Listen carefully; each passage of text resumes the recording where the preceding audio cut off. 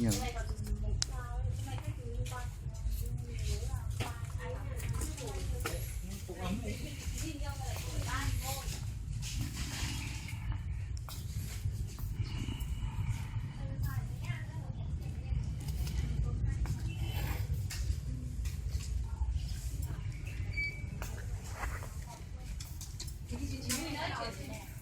Rồi cái mã của cái này đã rồi chưa?